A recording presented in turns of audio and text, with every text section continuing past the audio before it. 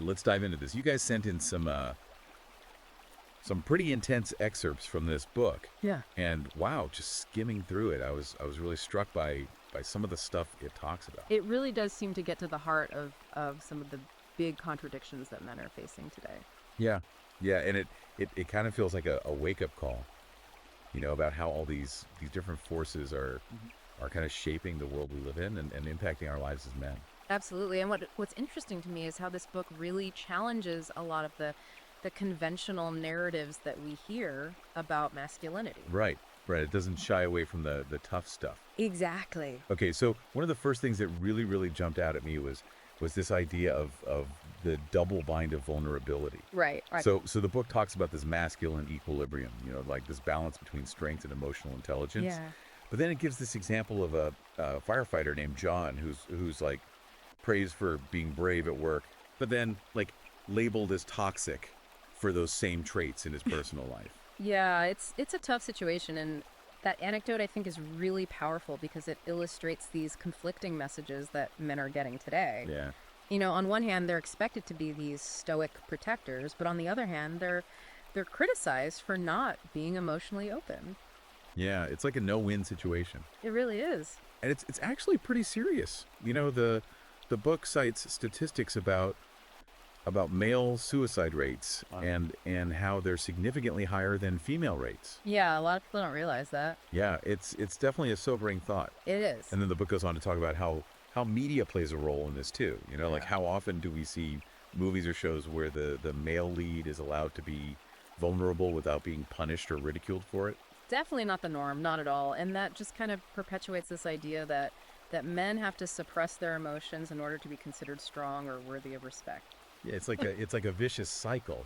They're afraid to open up, and then that just feeds into the stereotype that they're emotionally unavailable. Exactly. So we've got that going on, and then the book throws another curveball at us, with this idea of the illusion of gender equality. Mm-hmm.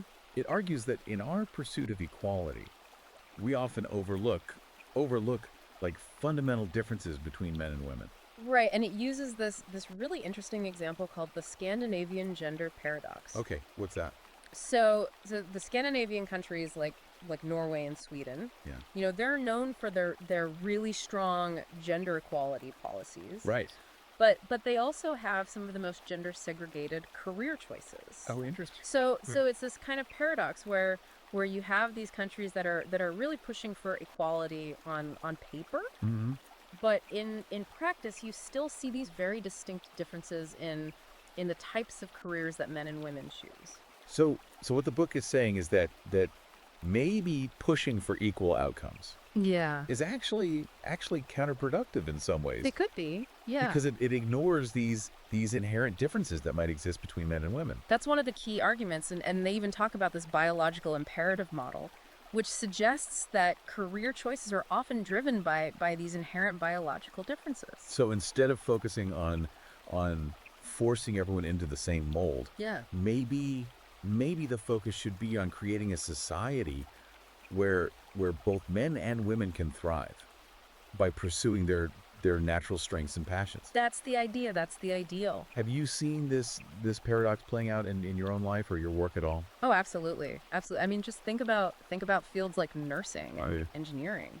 Despite all the efforts to encourage more women in STEM, we still see this really strong preference for women in caregiving roles and men in these more technical fields. Right. So it really suggests that there might be something more at play here than just societal expectations. Okay, onto a topic I think we can all relate to. Okay. The power of rationality. Right.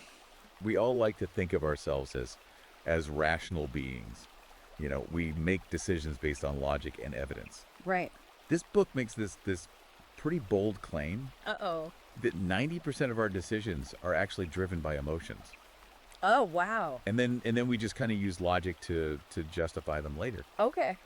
It's kind of humbling. It is. It makes you think about how much control we actually have. Yeah, exactly. Over our decision-making processes. So the book uses the 2008 financial crisis as an example. of what happens when logic takes a backseat to emotion. Right. Especially in like group settings. So this is where the idea of groupthink comes in. Yeah, this is a big one. Yeah, and the book really does a good job of explaining how that can lead to these disastrous outcomes. Yeah, because you get this kind of like snowball effect where everyone's caught up in the hype. Nobody wants to be the voice of dissent. Right. You don't want to be the party pooper. Exactly. And next thing you know, you've got a global financial meltdown on your hands. Yeah, it's like everyone's just blindly following the crowd. And then the book points out how social media can actually make this worse. Right. By creating these echo chambers where we're only exposed to information that confirms our existing biases. Yeah, and these algorithms, they're designed to keep us engaged. Yeah. And that often means showing us more of what we already agree with. Right. It's like this feedback loop of confirmation bias. Exactly. So what can we do about it? How do we break free from this consensus trap and start making more rational decisions? Well, the book talks about the importance of developing critical thinking skills. Being able to question assumptions, to seek out diverse perspectives, to be willing to challenge the status quo, even when it feels uncomfortable. So it's about being more aware of our own biases. Exactly. And how they might be influencing our decisions. And I guess that means being more discerning about the information we consume, Absolutely. Not just taking everything at face value. Right. Yeah. And being willing to engage with viewpoints that challenge our own. So this book is really emphasizing the importance of self-awareness. It is. Not just in understanding the world around us, but also in understanding our own thought processes. Absolutely. Self-awareness is the foundation for making more rational and informed decisions. Okay, and speaking of self-awareness. Okay. The book brings up some serious concerns about the impact of social media on men's mental health. Yeah, this is a big one. It cites some pretty alarming statistics about how excessive social media use is linked to increased rates of depression and low self-esteem in men. It's easy to see how that happens. Social media is basically a highlight reel of everyone else's seemingly perfect lives. Right. It's all filters and curated content. Exactly. And for men who are often judged by their achievements and social status, this constant barrage of curated perfection can be really damaging. Yeah, it's easy to fall into the comparison trap. Normally. And start feeling inadequate. So the book argues that finding purpose and building real-world communities is crucial for combating these negative effects. I completely agree, and it's not about demonizing social media altogether. Right. It's about using it in a healthy and balanced way. So setting boundaries, being intentional with our time, and prioritizing genuine connections over virtual ones. Right. Because at the end of the day, those real world connections are the ones that really matter. And this is a good opportunity to kind of connect with you, the listener, for a second. Yeah. Just take a moment to think about your own social media habits. Are they adding value to your life, or are they a source of stress and comparison? Good question. Are you using them to connect with others, or are they just another way to escape from the real world? Right. It's something to really think about. Okay, so moving on, the book then shifts gears a bit and focuses on this really inspiring idea, building a legacy. And what's interesting here is that it doesn't define legacy in terms of material wealth or social status, but rather in terms of the positive impact we have on the world. I like that. Yeah, so it's about shifting our focus from what we can take to what we can give. And the book shares this really inspiring story about a businessman who instead of hoarding his wealth, he used it to fund scholarships and mentor underprivileged youth. Oh wow! So he was creating this ripple effect of positive change. It's amazing. That's amazing. Yeah, it's a beautiful illustration of what they call the contribution ripple. This idea that even small acts of kindness can have this far-reaching impact. Right, because you never know who you're going to inspire or how your actions are going to ripple outwards. And the book argues that true masculinity is about about taking responsibility for something bigger than ourselves. Yeah. Whether it's our families, our communities, or the world at large. It's about leaving your mark on the world in a positive way. So it's about aligning our actions with our values. And using our strengths to make a difference. Exactly. And what resonated with you the most from this idea of building a legacy? You know, I think what really struck me is that it reframes success in a way that goes beyond personal gain.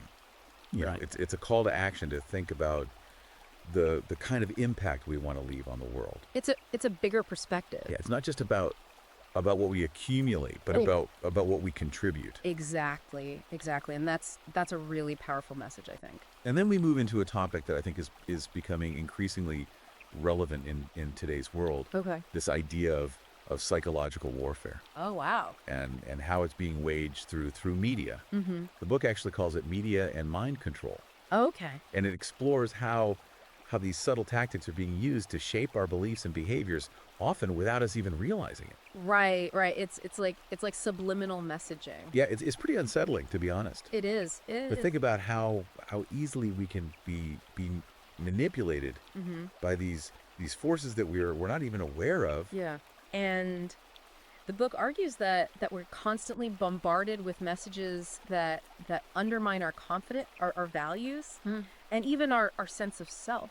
Yeah, it's like this slow drip of negativity that just kind of wears us down over time. Exactly. And you know, it's scary to think about, but I think it explains why so many men feel lost and confused in today's world. You know, it's like we're being bombarded with these messages that tell us we're not good enough, that we're the problem, right? That we need to apologize for simply being men. Yeah, it's like this constant barrage of guilt and shame. Exactly. So the book is reminding us that we need to be critical consumers of media. We can't just passively absorb everything we see and hear. We need to question the narratives that we're being fed. Yeah. Seek out alternative perspectives and develop a healthy skepticism. Absolutely. And it's not about shutting ourselves off from the world, you know, or becoming cynical or distrustful of everything. Yeah. It's more about developing a more discerning eye. Yeah. You know, being able to filter out the noise and focus on what truly matters. So it's about taking back control of our thoughts and beliefs. Exactly. Rather than letting the media dictate them for us.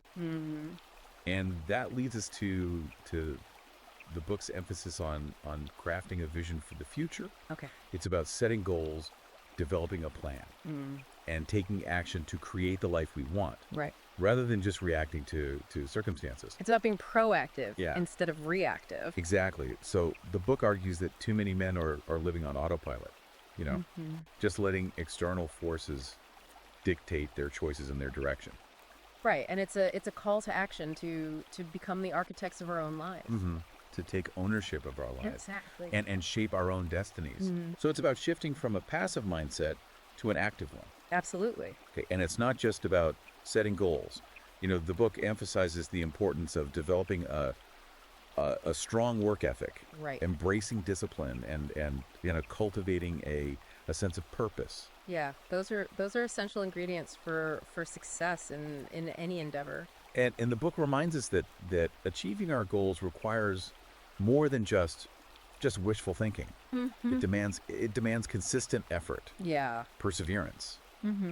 And a willingness to embrace challenges. Absolutely. It's about pushing ourselves beyond our comfort zones, embracing the struggle, and not being afraid to fail along the way. Because failure is just part of the process. It is. How we learn and grow. Exactly. And the book provides, you know, some practical advice on how to develop these qualities, you know, from setting realistic goals to breaking down large tasks into smaller, manageable steps to developing a system of accountability. Yeah. So it's about creating a roadmap for success. And then putting in the work to make it a reality. Exactly. Okay. Now let's talk about something that's often shrouded in mystery and even fear. Okay. Money. So the book argues that financial literacy is essential for every man. Absolutely. And it's not just about making money, right? But about understanding how it works and and using it to achieve our goals. Yeah, I mean, so many people are afraid to even talk about money. Right. Or they just don't understand it. Yeah, it's like this taboo subject. It is. But the book really breaks down these complex financial concepts in a way that's accessible and empowering. Right, You know? right. So it's about shifting from a mindset of scarcity and fear to one of abundance and opportunity. Exactly, because money can be a tool. It can be a tool for good. It can be a tool for creating the life you want. Yeah, so it's not just about getting rich. Yeah. It's about using money to support our values, our goals, our dreams. Absolutely. And the book offers practical advice on everything from budgeting and saving to investing and building passive income streams. So it's about creating a solid financial foundation that gives us freedom and security, allowing us to pursue our passions and make a positive impact on the world. I like that. This book is really about taking control of all aspects of our lives, isn't it? It is. It's about becoming the best versions of ourselves, both internally and externally. This has been another great conversation. We've covered so much ground. We have. But there's still more to explore in this book. There is. So be sure to join us for part 2. Yeah. Where we'll continue our deep dive into the complexities of masculinity in the modern world. Absolutely. Looking forward to it. We'll pick up the conversation and see what other gems we can uncover. Sounds good. Welcome back. As we continue exploring these ideas, it's fascinating to see how the book connects all these seemingly disparate concepts, like vulnerability and social media, and it shows how they're all intertwined in this complex landscape of modern masculinity. You're right. It's like peeling back the layers of an onion. Exactly. And speaking of connections, the next topic the book dives into is mentorship. Okay. And it highlights its importance for men, both as mentors and mentees. Right. And mentorship is something that often gets overlooked, I think. Yeah. But the book argues that it's actually a fundamental aspect of masculinity. It's about passing down knowledge and wisdom and experience from one generation to the next, and that's essential for the growth and development of men. It's like a torch being passed, Right. Ensuring that the values and traditions that have shaped us are carried forward. What are your thoughts on this whole idea of mentorship? Well, I think it's incredibly valuable, and the book emphasizes that true mentorship goes beyond just giving advice. Okay. It's about building a genuine relationship based on mutual respect and trust and support. So it's not just about telling someone what to do. Right. It's about guiding them on their journey. And helping them navigate the challenges they face. Exactly. And the book actually provides some practical advice on both finding a mentor and becoming one. Okay. It encourages men to seek out individuals who align with their values, who've achieved what they aspire to. Right. And who are willing to invest in their growth. So it's about being proactive. Take the initiative to reach out and build those connections. Absolutely.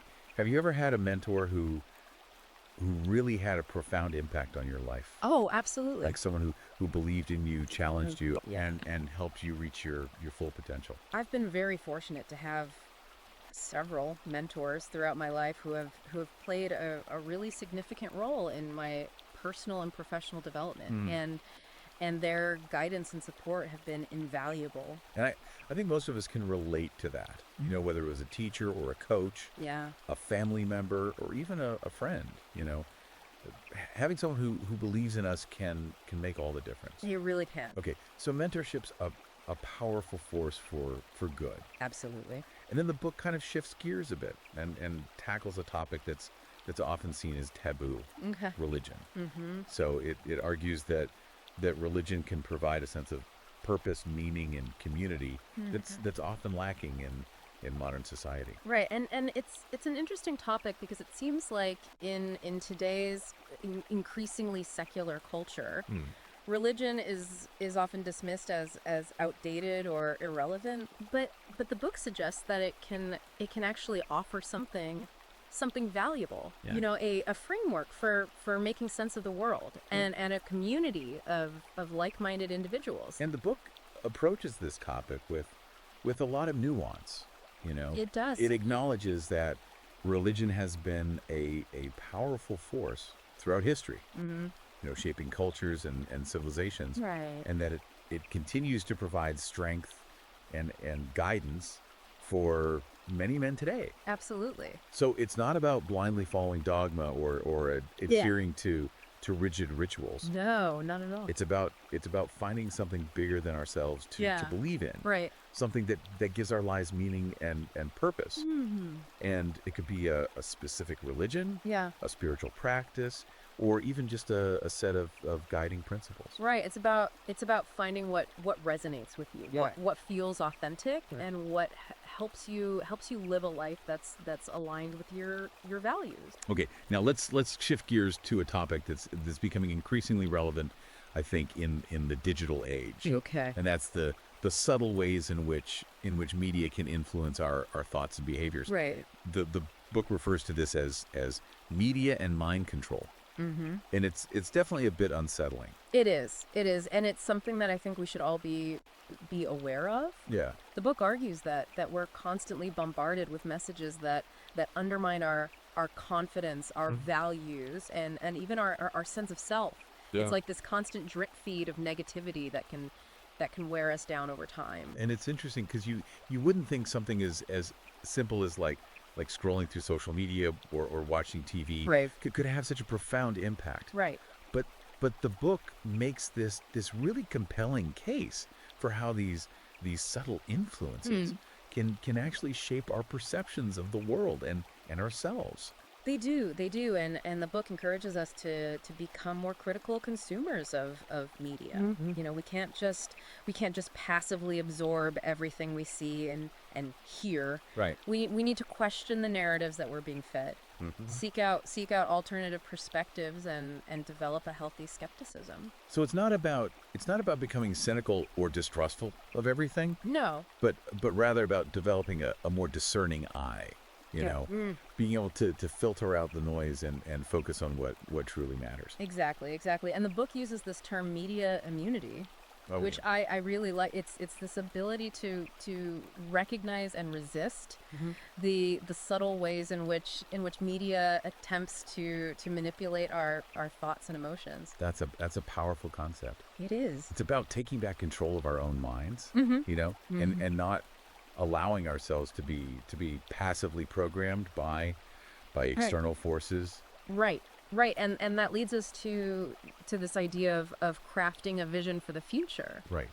It's about setting goals, developing a plan, and taking action to create the life we want. Right. Rather than just reacting to circumstances. It's about being proactive instead of reactive. Absolutely. And the book argues that too many men are living on autopilot, just letting external forces dictate their choices and their direction. Right. And it's a call to action to become the architects of our own lives. To take ownership of our lives. Exactly. And shape our own destinies. So it's about shifting from a passive mindset to an active one. Absolutely. And it's not just about setting goals, Right. The book emphasizes the importance of developing a strong work ethic, embracing discipline, right, and cultivating a sense of purpose. And those are essential ingredients for success in any endeavor. They really are.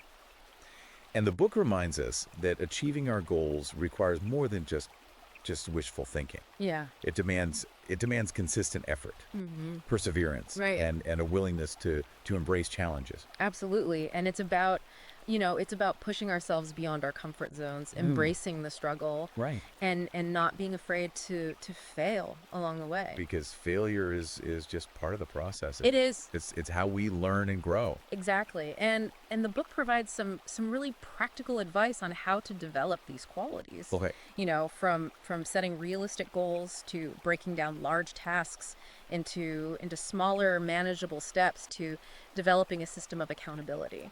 So it's about creating a roadmap for success, and then putting in the work to make it a reality. Exactly. And now let's talk about something that's often shrouded in mystery and even fear, money. So the book argues that financial literacy is essential for every man. Absolutely. And it's not just about making money. Right. but about understanding how it works. And using it to achieve our goals. And so many people are just afraid to even talk about money. Right. Or they just don't understand it. Yeah, it's like this taboo subject that we're not supposed to discuss. Right, and the book does a really good job of breaking down these complex financial concepts in a way that's accessible and empowering. So it's about shifting from a mindset of scarcity and fear to one of abundance and opportunity. Exactly, because money can be a tool. It can be a tool for good. It can be a tool for creating the life you want. So it's not just about getting rich. It's about using money to support our values, our goals, our dreams. Absolutely. And the book offers practical advice on everything from budgeting and saving to investing and building passive income streams. So it's about creating a solid financial foundation that gives us freedom and security. Yeah. Allowing us to pursue our passions and make a positive impact on the world.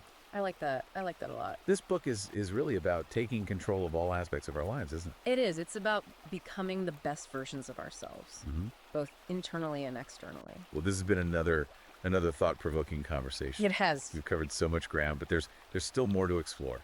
There is. So be sure to join us for part 3 of our deep dive. Yeah. As we delve into the final chapters of this compelling book. Looking forward to it. And we're back for the final part of our deep dive. It's been quite a journey exploring this whole idea of masculinity in the modern world. It really has. It really has. And as we get into these final chapters, I think it becomes even more apparent that this book is really a call to action. You know, it's a call for men to step up and really shape their own lives and the world around them. Yeah, it's not just about understanding the challenges. You know, yeah. It's about taking concrete steps to create a better future for ourselves and for future generations. Exactly. And one of the key themes that emerges in these final chapters is this idea of holistic development. You know, okay.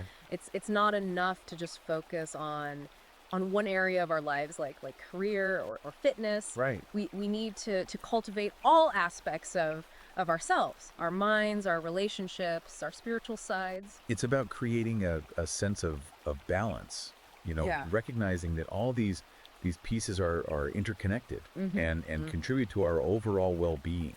Exactly. And the book also stresses the importance of continuous learning and personal growth. You know, even beyond formal education. So it's about cultivating a curious mind. Yeah. Being open to new ideas and challenging ourselves to learn and grow throughout our lives. Absolutely. And the book argues that this kind of intellectual curiosity is essential for adapting to a world that's constantly changing. You know, it's interesting because it seems like in today's world there's so much emphasis on specialization.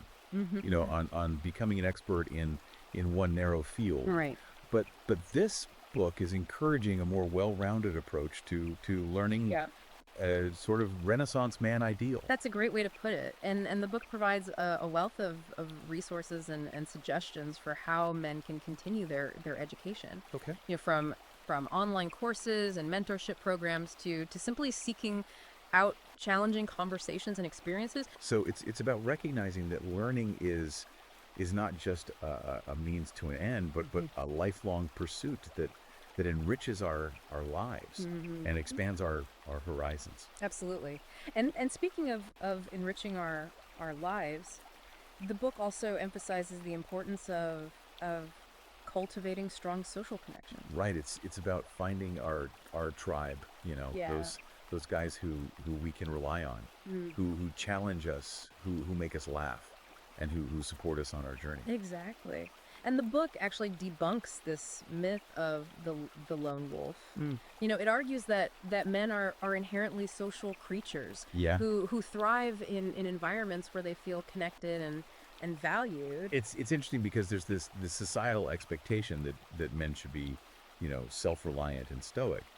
But this book is suggesting that true strength actually comes from vulnerability and connection. Exactly, exactly. And the book highlights the importance of shared experiences, shared struggles and shared triumphs and forging those bonds.